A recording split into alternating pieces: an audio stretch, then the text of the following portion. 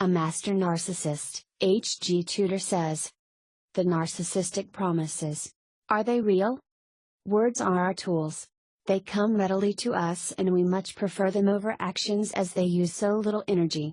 We have no sense of guilt, remorse or conscience that we are easily able to make promises with no intention of ever keeping them.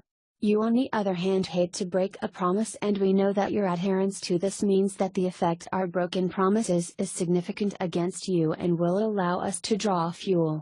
You will be familiar with the nature of the broken promises if you have danced with our kind already, but you may not know what we actually mean when we say certain supposed promises to you.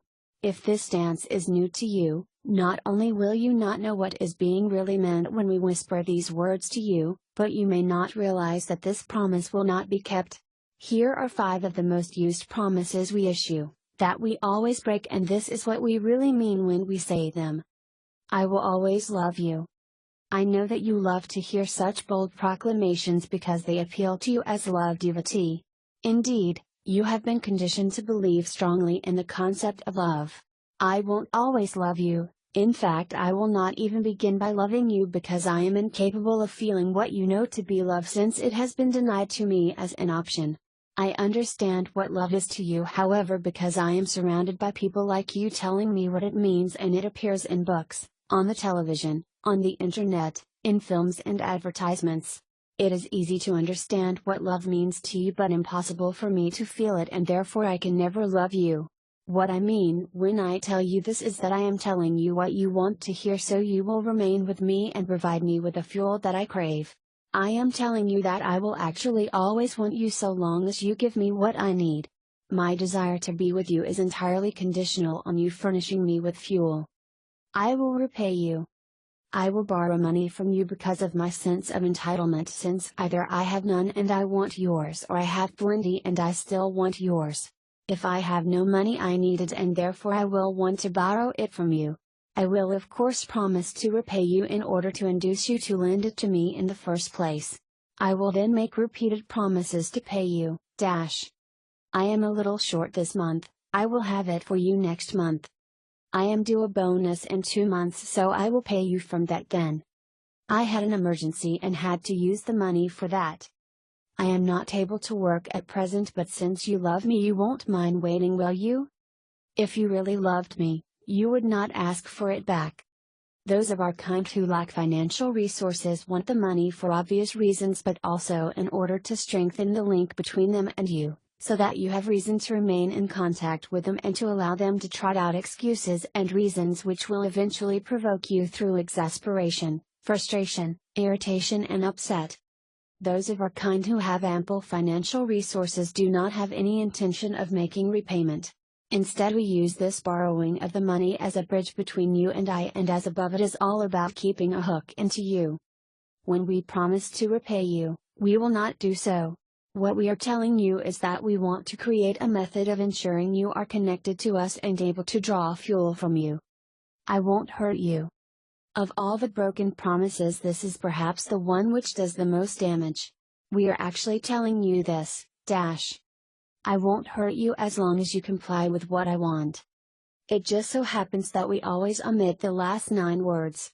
We regard you as our appliance, an extension of our will, and you are expected to do what we want.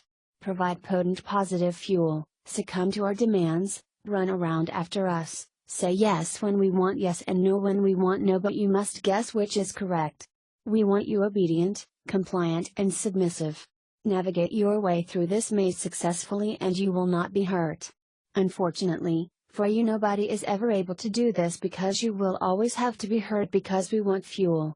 You have to be hurt because no matter how hard you try, you will always cause a criticism which will wound us, and therefore we have to defend ourselves by lashing out and hurting you. You have to be hurt because there are even those of our kind, the malignant and the greater, who delight in doing so. The hurt will always visit you somehow. I will be faithful. We cannot be faithful. We need fuel too much. Although most of it will come from you, we need it from other sources as well, and this will result in our infidelity.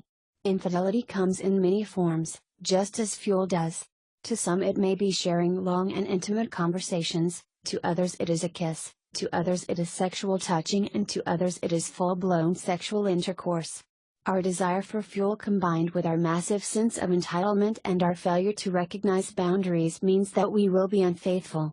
Add to that our lack of accountability, our failure to feel guilt or remorse, and you stand no chance of ever ensuring that we remain faithful.